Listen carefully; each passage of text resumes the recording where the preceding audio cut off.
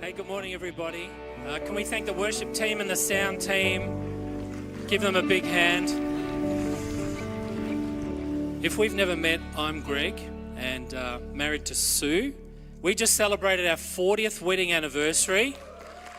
I know, and I'm only 39, so I can't figure out how we got there. But no, we did get there, and we've been so busy travelling around for Alpha, so both of us work for Alpha in Australia. And our guest today, up until recently, was working for Alpha for many years as well. And today we're going to do something a little bit different. What happened was about 3 years ago, I had the Lord prompt me around loneliness. And, you know, I think sometimes for someone like me who's married, doesn't live on my own, we can easily sort of forget or we don't spend enough time thinking about, as a Christian community, those who are not married or have been married but are currently not. So they could be widowed or separated or divorced. And what special circumstances they face that are different to mine. And so I've been sitting on this talk for about 3 years. And it just hasn't been sort of the right time until really now to bring it. And Sarah and I and Sue worked in the same office at Alpha. And I said to Sarah one day, I've got this idea for a chat at church. Can I dob you in? Would you come and join me?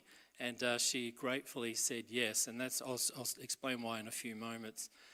So we're going to do a bit of a conversation. But let me introduce really talking from my heart. So I'm not an expert on the challenges that people face when they live on their own, because that's not my life circumstance.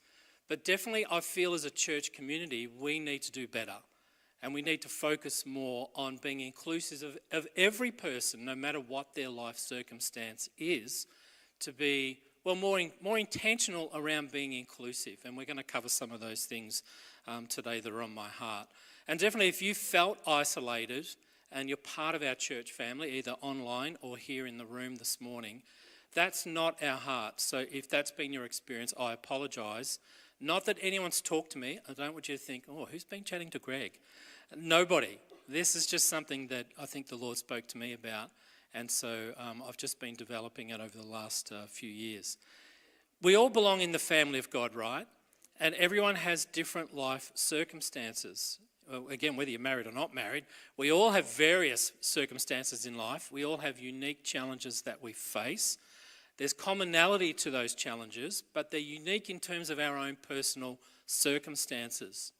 Now, in Psalm 68, verse 6, there's this incredible sentence sort of embedded in this victory psalm that David's put together, recounting how great God was in delivering the children of Israel out of Egypt. And there's this one little phrase in verse 6 in the middle of this psalm of reminding the people of God at how strong and caring God is as a deliverer. And it says this little sentence here, God sets the lonely in families. Now this hymn of praise was written as a reminder to God's people about all the work that he had done for them, probably a couple of hundred years prior to it being written. But David gets moved by the Spirit and he writes this victory psalm. And the full verse actually says this: God sets the lonely in families. He leads out the prisoners with singing, and the rebellious will actually live in a sun-scorched land. So it's a bit like a contrast. So God cares for those who are actually isolated, but if you rebel against God, you're not going to find the goodness of God in life. And certainly in Christian theology, so now that, you know, Jesus has come, resurrected, ascended, the Holy Spirit's come, the church has formed. So in Christian theology, since this psalm was written, we talk about being a church family for everybody, regardless of your personal life circumstances. And the interesting thing in that original Hebrew word that's used here, because we're reading English translation, but written in Hebrew, it actually literally says that God gets isolated units and puts them in families. So as I was researching the history of this psalm, this phrase, I thought to myself, I wonder what the ancient rabbis taught about this sentence and this particular psalm. Because, of course, there's been a good century since this psalm's been written, And even before Christ, rabbis were teaching the truth of this psalm to their people. And it was interesting that in the Talmud, which is really a history of ancient rabbis discussing theology and, giving it to the people where they would outlive some of these sort of reworkings of the law, following Torah, those sort of things. In the Talmud, they asked this question based on this psalm. What has God been doing since creation? It's a good question, right? What has God been doing since he created the whole world? And they came there again. You can, not that you probably will, but in the Talmud, there's this discussion with these ancient rabbis. So 800,000 years ago, talking about this psalm, saying, well, actually, based on this sentence, God's actually been putting people in families, and not just in marriage, because of course in the ancient world there were people that lived on their own. It's not like a modern phenomenon. We know Bible stories of people who never married, and so. Here's what this is 800-year-old theology, but here's what they taught, is God is in the business of actually putting people into community. And then they took it one step further. So when you invite someone into your home, like for a meal, or maybe in our context, for a coffee, you're actually participating in the work of God. That's what they taught their people in ancient Judaism. So when you invite someone who lives on their own or feels isolated, you're participating in the activity of God by creating community. And using your family home is part of what God wants us to do, regardless again of whether our life circumstance. I'm not saying it only applies to people who have a family or are married. It applies to all of us. When we invite someone in to our personal space, make them feel welcome, are hospitable, and intentionally include people in our lives, we are participating in God's work. So I want you to think about that as we talk today around, literally how do we keep strengthening the community that we are at Uni Hill Church across both our locations, Box Hill and here in Bundoora. Now, I had two big ideas in my head about what to wrestle with today publicly with you. And that one of them was that, well, as myself who is married and has children and grandchildren, it's really incumbent upon people who are married and have a family to include people intentionally in their space who don't have a family. And that can be for various reasons, which we'll cover in a few minutes' time. But the other thing that I wanted to present, so as Sarah and I talk today around this issue, I want you to think that if you are married, how can you intentionally include more people who feel isolated or lonely into your personal space as a family? But the second thing was, well, if I wasn't married, out of desperation or loneliness, if I connect to someone of the opposite sex who's not really a good fit for me, I'm going to have more problems than my loneliness presents. And sometimes that's part of the journey for some people, is loneliness presents a lot of particular specific challenges, but marrying the wrong person presents a lot more challenges. And I'm sure most of us have been around long enough to see that in action. So I sort of want to come from both angles today around how do we deal with this issue as a church. So I'm going to invite Sarah Clarke to come up and join me. Come on, Sarah, let's give her a big hand. And we're going to sit down on these chairs here. Thank you, Steve. Steve's got the right timing for the second service. Welcome, Sarah. Please have a seat. Thank you. Hello, everyone. It's great to see you. Now, Sarah, as I mentioned, we've known each other for, a long time. 10 years, I think. We actually had the privilege of travelling to Israel together. That was a lot of fun, right? We sure did. That was an amazing time. Highly recommend going to Israel when it's a little bit safer. Well, I'd go now, but that's me. And of course, we've known each other for many, many years through our work together at Alpha. But let me introduce you. So Sarah actually is the founder of a counselling centre called Willow Wellness, and she's a psychotherapist and Christian counsellor. So that's really why I invited her to be part of this conversation around how do we deal as a Christian community with loneliness and isolation. and really build more of a community intentionally as a collective, as the family of God. She's part of Flow Church here in Melbourne, which is a recent church plant, and you're also on their board. You're on the board of MMM, which stands for Mobile Mission Maintenance. So they go around doing physical work on buildings and facilities for ministries and mission groups. So you're on the board there as well. And you're pretty busy, I've got to say that.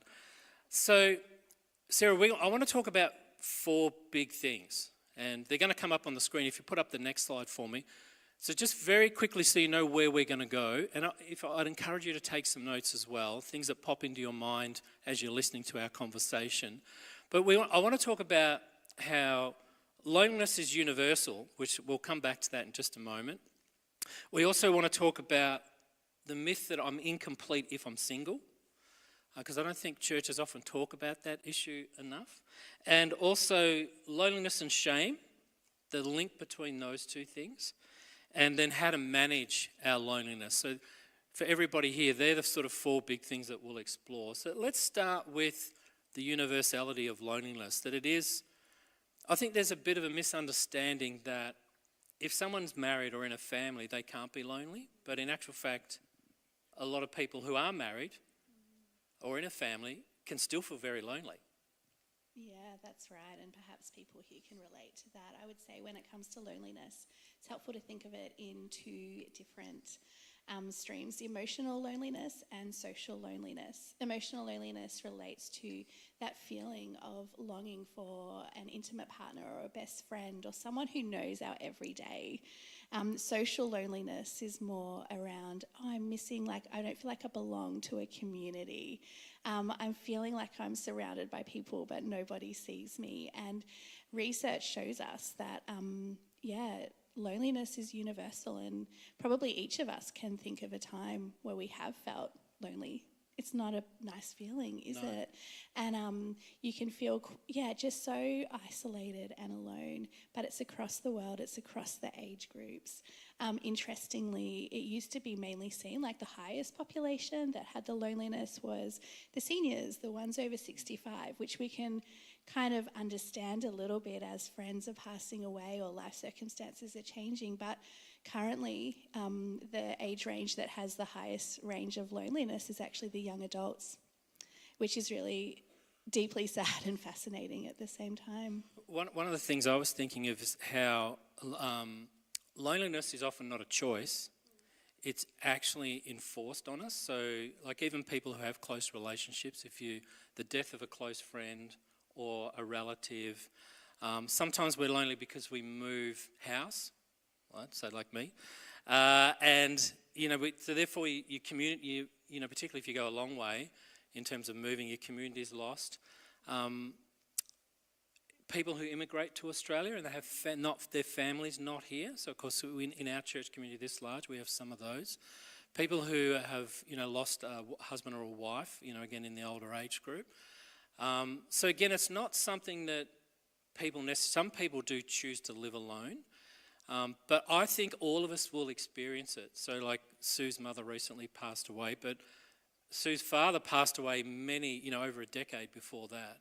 And so she lived on her own for quite a long time in her old years. So it's something that I think we'll all experience at some level at some point, but not by choice. And I think the assumption is we'll never feel alone, but often life circumstances actually bring us into that space. Yeah, for sure. Circumstances can definitely impact the loneliness we feel. And that kind of loneliness we can at times make sense of in our head of, okay, this happened, I understand why I'm feeling lonely. And then there's the other loneliness, which is just, I'm surrounded, but nobody sees me. So you're in a crowd, but you feel totally isolated, not part of the community. Yeah, but either way, not just a really, really difficult feeling to have and process. Now, loneliness, there's a difference between being alone and feeling lonely. So really it's about disconnection, no community. So you mentioned like the emotional loneliness and the communal or relational loneliness. It's really about disconnection because it's not really, you can be on your own and be you don't feel lonely, but you can be on your own and feel very lonely. So maybe let's explore that idea that there's a difference between being on your own and feeling lonely, because they don't always come together. Yeah. It's an interesting thing to think about, because I think we often think they're one and the same. Yeah. And in our minds, we're like, oh, if we're alone, we are lonely, or if we're lonely, it's because we are alone. However, people can be in marriages and have family around them and feel alone. Yep. And there can be people who are single and not married and feeling very connected to their communities and to their families and their friends. And so they are not one and the same. No. And I think sometimes people have an ideal picture in their head of what will help them solve their loneliness, but the ideal and the reality is not the same. So, Sue and I do a lot of marriage courses and, stuff, talk about our journey together in a relationship. And one of my favourite phrases that comes from a marriage researcher is, when you marry someone, you marry a particular set of unresolvable problems. Because, if we feel alone and we think, if I just find the right person, and, my years of being in church life, the church sort of has perpetuated this idea, unfortunately. My thinking is there's not so much the right person. You've got to build a relationship, because where you were going is, you can be in a relationship, even say a dating one, but if there's disconnection, so there can be differences of how you manage your anger, your money, and we're hardwired from our family of origin, but we bring that into all our relationships, even at work or at church. And so sometimes we have the ideal that will help or save us, but the reality is quite different when we're in it. So you can be in a good relationship, or you feel that's where you're going, but actually you feel isolated. There can be coercive control, manipulation. You're not on the same page as in the relationships you're in. Yeah, I think it's a really important point to make, Greg, that that feeling of loneliness, when it's present, it feels uncomfortable. Yeah, very. It can feel painful. It is not an enjoyable thing to experience. And so often we are hardwired to go, well, how do we fix this? How do we somehow soothe? How do we not feel this? I don't want to feel it anymore. So it can be so easy to go, oh, all I need is A. We think it's a problem to be solved, but actually our life is more of a journey, right? Like, that's how I think of it. Yeah, again, we've perpetuated some of that there's a problem here to be solved, but actually it's more of a journey of in and out. We all feel lonely at times, regardless. Yeah, and how do we navigate that loneliness in a healthy way? Yeah. I guess, not one that will just lead us down a path of the quick fix or the self-soothing.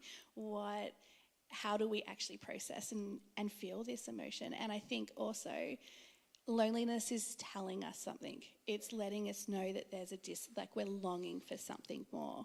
And that's not a bad thing. It feels painful, but it's not a bad thing. But as you flagged, we don't like sitting in that discomfort, who does? that emotional pain. Yeah, it's hard. We're trying to relieve ourselves almost too quickly. Yeah, so it's actually important to, and we'll get into this, but how to actually slow down, how to feel it, how to process it in a way that doesn't lead us quickly going down quick fix pathways that actually doesn't solve for the deep loneliness that may be present. And can lead to more problems. That's part of the issue. Yeah. I was looking, we talked about some statistics the other day, both globally but also in Australia, around loneliness. So most of you would be aware, loneliness is a current issue globally, particularly in the Western world, at least some of the stats that we've looked through. Interesting enough, I remembered in my head that the UK actually have a government minister who's the Minister of Loneliness. That's a nice title, isn't it? They were the first country in the world actually to do that back in 2019. And then Japan followed in 2021. They actually have someone in government looking after the whole thing of connection. So again, the same idea. In Australia, we don't have federal or state, but when I did some research, the Australian governments, both federal and state, sort of put it into the health bucket. But it is a current issue. So you mentioned, we think of older people, but now for younger adults, it's a current issue because social media's probably added to that. And now, what was the stat? I think it was around, is it a third of Australians feel lonely? Yeah, a third of Australians will have felt lonely. They had a time frame recently in the last month. 1 in 6 will experience that deep loneliness. And there's also, something called chronic loneliness as well. And it's when you're in that long state of lacking the emotional connection. And the research and the stats also show that that is on the rise. And that is actually, believe it or not, really detrimental to your health as well. Sometimes we think everything happening emotionally has no impact, but to your physical health, to right? your physical physical health. And they say that physiologically, like in terms of lifespan, sitting in chronic loneliness has the same impact as smoking 15 cigarettes a day, which is quite shocking. Yeah. And also just helps raise like how important this issue is to talk about. Yep. Chronic loneliness is a thing, and it's very hard. For me, I think not just of myself and say my immediate friends, but where I work, the street I live in, or if I'm at school or at university, I may not be experiencing it, I might be, but then I would know someone who is, because it's so, almost not epidemic, but it's definitely on the rise. So I remember we were mentioning, like particularly with young people, it's like 17 to 21% of them feel lonely in an age of social media because their curated lives on social media, you compare yourself, it's unrealistic, those sorts of things. Yeah, I think it's not news to anybody, but like social media is just a very curated version of what life is. And so when our people in the young adult age are looking at it, I think they're not able to learn those skills of being able to sit with the feelings, actually sharing what's happening with them. It's very easy to say very surface level and I know I'm making big generalizations, so this is not everybody, but it just means that it's harder to actually connect on that deeper level and be seen, presenting one version all the time, which then leads to, this deeper sense of loneliness and, the loneliness epidemic, which is how they've coined it worldwide, that we find ourselves in. So really we learn to project an image which is not our true self, and most of our energy goes into projecting that rather than that real genuine, authentic, vulnerable self that we all need to connect with 1, 2 or 3 really close people that know all about us, still love us, not trying to fix us, that we feel encouraged and strengthened no matter where we're at the moment because we have that close community and relationship. But it feels scary to do. Yeah, it does feel scary. So, yeah. One of the things that's always been a challenge in my head is how the way our broader culture focuses on romance. So like you think of novels, books. Has anyone seen Jerry Maguire? Right? What's the famous line out of that? Come on. Come up louder.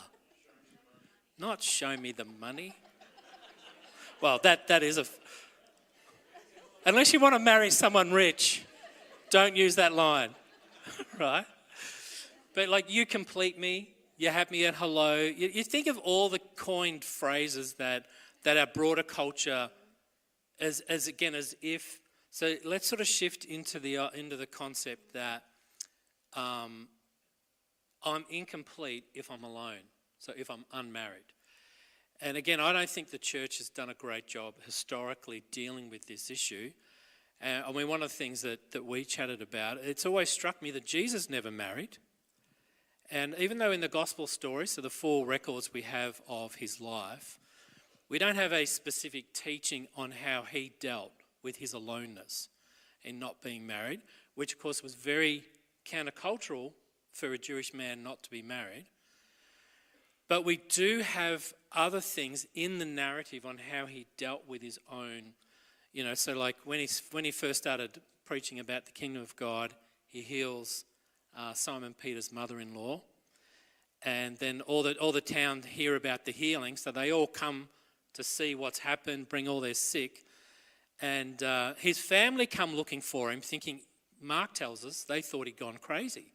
So Jesus' brothers and siblings, and maybe we don't really know if anyone else or who else was in the family was there, but they come saying, he's gone nuts. We've got to come and get this guy and drag him home.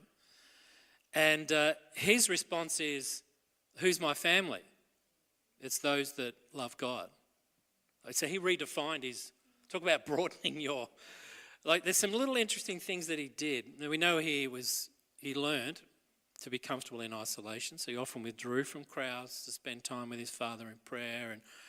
But it just strikes me that we don't talk enough about how Jesus managed his singleness. And again, I think partly because the gospel writers don't present it as an issue specifically, but it's right there in the text that he did do different things. So he brought in his family. He had a close group of friends, both male and female. So you think of Mary, Martha, Lazarus, the family there, as well as the disciples. He obviously lived in Capernaum at Simon Peter's house. So he had, so talk about solving the problem of isolation and loneliness. He had community, but he was comfortable with who he was. It is hard to talk about, isn't it? Because it's not fully unpacked in the Bible by the writers. But we can assume, Jesus had emotions. Yep. He some of what he said kind of links to loneliness, and he felt it, and obviously was able to deal with it in a healthy way, and was able to find community. But I think the encouragement in that there is that we can feel lonely, and we can experience this pang of loneliness. Yep. But there are some, and I think especially in the church, I think the church is uniquely placed to be able to help people who are finding themselves really struggling with loneliness in terms of that community and being able to be a part of something. But even Jesus, and I find that deeply encouraging, to be honest, and especially when it comes to singleness or being widowed or being alone. It can be sometimes in churches we use the word family a lot. We're like, families with kids or families. And some people the intention is not, but you can feel kind of disconnected from that, which can then feed some of those feelings of loneliness or isolation or, but Jesus also was not married. I think as a church community, I mean, you'll hear us often here at Uni Hill talk about, if you don't know somebody, go and say hello. Never leave someone on their own, for example, if you don't know who they are. So it's how we do as a whole community, because you are right, churches in the West can feel family orientated or married orientated. That's not intentional, but and we've even sort of, I think, historically, theologically propagated this concept that you're not complete unless you are married. So I don't know if you've ever seen other people, but they try and fix.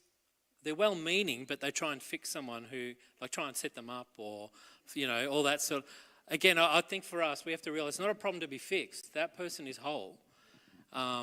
And so we have to be aware of our language, our culture, how we interact with all people. So again, we're not just picking on people who are not currently married, but it's really more of a principle of how we treat everybody who has a different life circumstances to us, to be inclusive and to make sure we're not trying to fix their problem of getting married. They should get married.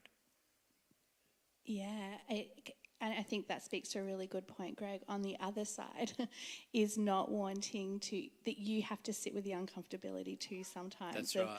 Oh, this person's in pain. They are suffering, they're really struggling with loneliness. Oh, I know a really quick solution. All you need to do is A, B, and C. Yeah.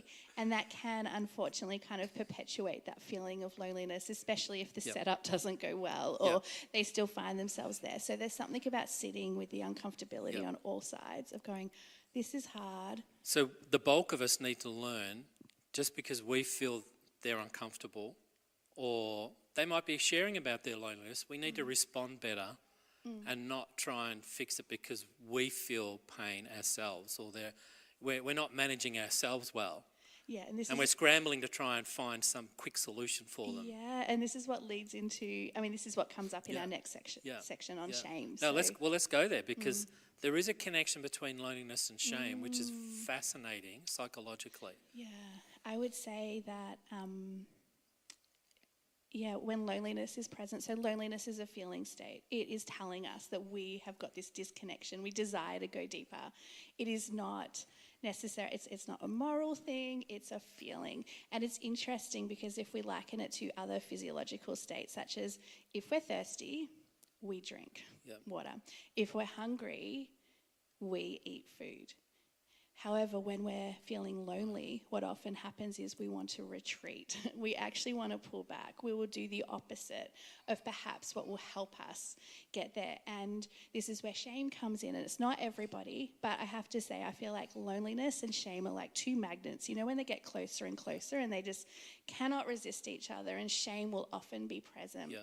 And shame comes and casts judgment on this feeling of loneliness. I would say in kind of three major ways shame will show up. One is the flaw narrative, which means, oh, Greg, you're feeling lonely. There's something flawed with you. There's something wrong with you. And you start having these feelings of like, what's wrong with me? Yeah. Why is this happening? Yeah. It's something deep in me that is causing me to feel lonely. How do you know that about me? Yes. It's like a counselling session now. We're at Willow Wellness. So there's the flaw narrative. There's also the social narrative that can come up of like, everybody must think I'm so bad because I'm lonely. Everyone's laughing at me. Everyone can tell. Everyone can see what's secretly wrong with me. Yeah. This is why I'm lonely. And then there's also the should narrative, which is, hey, but you've got a partner, you've got a friend, you should not feel this way. And so when you're already feeling lonely, the pang of loneliness, which all it's doing is highlighting, I want to deepen connection with people.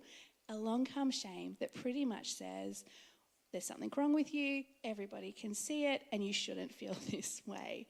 And it's not helpful. When that narrative is present, you can imagine it just draws you further and further away from actually going into situations where you may be actually able to help you feel a sense of connection. So I think in talking about loneliness, shame is really important. And going off what you were saying, the antidote to shame, how do we deal with this shame? Number one, identify it. Number two is to share it with someone and say, hey, Greg, I'm actually feeling quite lonely at the moment. I've noticed this about me. If you share it with someone safe, this is what helps break that shame cycle. The shame cycle, because the shame cycle will have you wanting to isolate. There's something wrong with me. And it actually makes you more hyper-vigilant and aware to perceive threat and like, see, everybody doesn't like you. There's something wrong with you. And so it's such an awful cycle to be in. It's like a spiral, like it constricts, doesn't it? It really does. And perhaps, probably we all struggle with shame at times. And it's not a nice place to be. But as you share it with someone, you bring it out into the light. You don't let it stay hidden. That's actually what helps break it. And so when you share with a friend who is able to then say, and I guess this is now speaking to those who, when someone comes to you with their feeling of loneliness, we don't have to solve for it, but we can say, oh, that must be hard. Yeah. And come with a sense of empathy and understanding. Doesn't have to be a lot of words.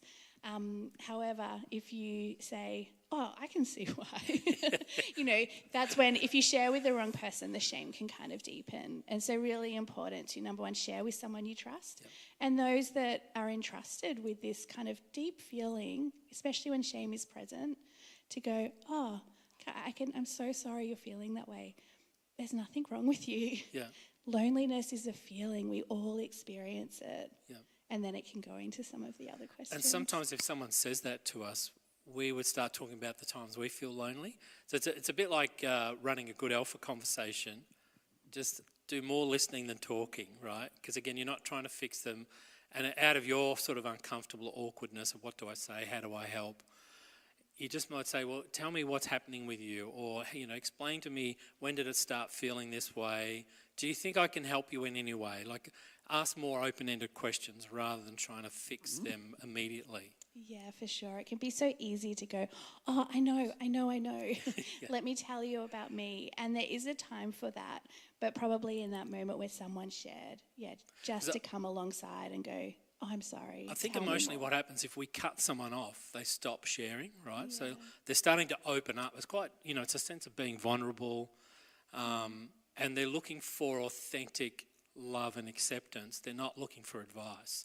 But if we step in with either our story or some quick advice, it's like when someone's in grief, you sort of cut them off and then the lid goes back on and they're not going to, it's too much emotional energy to start sharing again. It's another risk, isn't it? And then you can see how if that lid goes back on, shame loves that. Yeah. That shame narrative loves that and it just does not speak the truth. And so then it continues that spiral that just keeps going down and down and down. How do I recognise when I'm feeling lonely? Like, physical symptoms. You've talked about like the narratives in our head, the 3 narratives, which are very helpful. But what are some of the, how do I get more aware that I'm starting to feel this way so I can act before it becomes in the shame sort of cycle? Yeah. Who knows that I think we're all trained and perhaps conditioned at times when there's hard emotions at play. We just want to shut them down. We sometimes just want to push it down. We're like, oh, this feels uncomfortable. We've unintentionally kind of labelled some emotions as being bad emotions. We don't want to feel sad or angry or lonely or grieving. And so we will push it down. So how do we recognize if loneliness is there? It sounds really simple. The first step is really just to kind of take stock, to actually just stop. Do a bit of a body scan. Is loneliness present? For some people, loneliness, like they can feel it in the pit of their stomach. Others can feel like, oh, I just want to hide, like my shoulders will come in. There's often a bit of like something physiologically going on for us when we're experiencing loneliness. So it's actually to stop and to notice, not just keep going about life trying to like, no, this is too hard. Because ultimately we think, oh, if we open up this bucket, this can of worms, it's going to get me, it's going to be too hard. Yeah. And again, that is not true, but I understand why our minds try to do that. Yeah. So we notice that it's present. We name it. We're like, oh, loneliness is present right now. And we make sure we come not with a sense of judgment of, well, this is the shame part. We make sure we don't have those shame narratives at play because if they are, they're actually not telling the truth. No. So we slow it down, we name it, we notice it, and then we have some self-compassion. Oh, I understand why loneliness is present now. I am feeling this disconnect. And to help reframe some of that thinking. Just to be like, oh, I understand why it is here. Yep. Then it feels uncomfortable. And I think that's really, that's a really good point to make because sometimes we think, oh, once I feel better, then I can go and do my action points. When it comes to something like loneliness and a few other emotions and feelings, you feel it. It does not feel pleasant. Your body is not enjoying it. You're trying to protect yourself. Probably your guards are up a little bit. And some thoughts are just spiraling around. However, as we slow it down, we can then go, okay, what little micro things can we do to help me go in the direction of helping to solve for this loneliness? And so you may feel uncomfortable. You might not feel like your best self as you go and say, hey, I'm feeling lonely, or to smile at the barista at the coffee shop, or to ask someone if they can have a meal with you. Yeah. You may not, it's one of those things you can't just wait till you feel good to do it and then solve for it. It's hard to do. It's so difficult, but it's definitely doable as you do those steps. So just noticing what direction do I want to go in. Also just reminding yourself that when loneliness is at play, it does kind of want to suck you back this way. Yep. How do we take some steps this way, even when loneliness is present? Those strong negative emotions, they feel negative, so that's why we label them that way. But they're isolate, like they really do. We want to withdraw, even though we know it's actually not going to be helpful to withdraw. And so certainly thinking about managing when I am feeling lonely And those micro steps, I mean, you've really sort of helped us, I think, in terms of, so again, not just thinking about us feeling lonely, but our friends, work colleagues, neighbours, family members, to be more attentive to how they're doing, how they're feeling, speaking less, listening more, so helping them in those micro steps, because that's, so let's unpack that whole managing thing. How do you manage loneliness, and what other micro steps can we do when we are feeling it ourselves, but also when someone expresses it to us? How can we respond to them? And this is where being a part of a church is great, because actually there's a lot of micro steps or major steps you can make within a church to actually help when you are feeling lonely.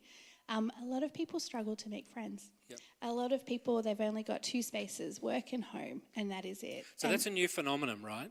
Really, since there's no third space. That's the right. Third space. Maybe just unpack that a little bit for everybody, because that's an interesting shift in our broader culture. That for the average, particularly young adult or person in their 20s and 30s, they don't have that third sort of family space or that community. Like we have a community at church, they don't have that. They only have work and home. Yeah, so, and which can feel quite isolating at times. And so what they've seen is a shift that everyone naturally had their workspace and their home space, and naturally had a third community space, whether that was a sporting club, whether it was a church, whether it was, I don't know, the bush dancers, I don't know what an used interest to happen. group, interest groups. There were people kind Hobbies. of coming together. Obviously, some of that is happening now online, but it is different than the in-person kind of third space, where you can be seen and truly seen. And so the church is such a gift when it comes to feelings of loneliness, because it is a third space that we all have. And not only is it a third space, but there's so many positives about churches that can be helpful. It's intergenerational, and that can be so helpful. And I think sometimes when we're young, we're like, oh, no one older wants to talk to us. Like, we're so immature. Like, I don't know what to say. When we're older, we're like, oh, what will young people want to speak to us for? Like, we feel this, we feel that. And so we have our own little narratives going on even with that. But intergenerations are such a gift. And so especially if you're feeling younger or older or in between, to reach out to people outside of your age group is so... Not only is it rewarding and the relationships deepen, it actually is helping break down some of those things of loneliness. We have small groups. A small group is great. Obviously, a large gathering like this is amazing, but a small group when you can sit together, see each other's eyes, listen, is a great space where you can, help be seen and help combat some of those lonely feelings that are present. They actually say as well, Greg, research tells us, this isn't just in the church space, but they say one of the best things you can do for those people suffering with loneliness is to volunteer. Is to do something that aligns with your values, that brings you this sense of, oh, this is who I want to be. But serving alongside somebody actually builds connection as well.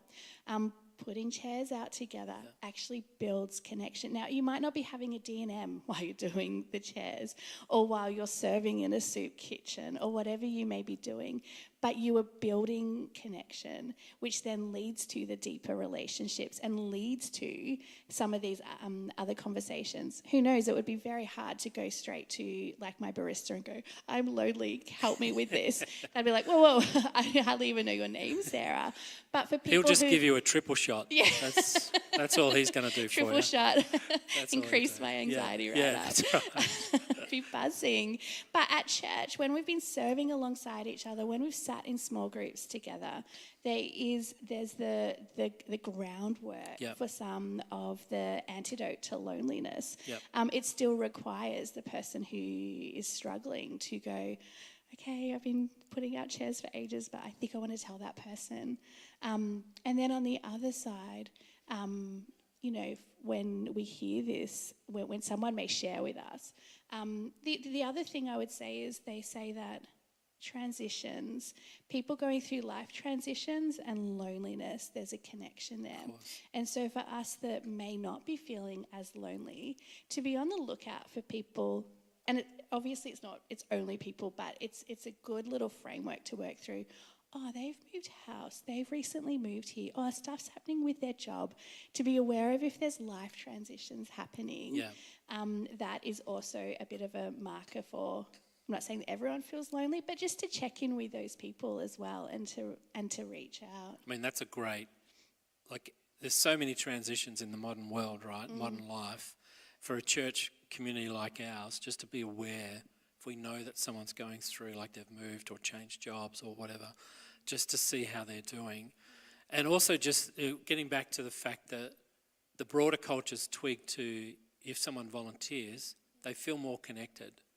Because really they're building a small community of people, or they're being included in a small community of people, and they're doing something that aligns with their values, but it gives them purpose. Because part of the challenge is when you feel isolated, it's so much emotional strength, or it feels that, to reconnect to someone or to a small group, and yet that's actually the solution. So the quicker you can, like you say, do micro steps towards that, and then for us as a church family, think in those terms of helping people to connect and feel included. Let's not just assume that everybody's doing okay, but let's make sure that we're having those conversations and being more inclusive in helping people on their life's journey. And then they do it for us, right? Because at some point we need it as well, right? It's not just one, it's never one way. When I know in the years where I was doing counselling, getting someone to do something for someone else when they felt isolated often solved their problem, but it was getting them to that point. That the more you do for other people, the more you feel worthwhile in yourself, and more you feel like you've got more of a purpose and connection. Look, time is gone, but why don't we thank Sarah for joining us. Thank you, Sarah.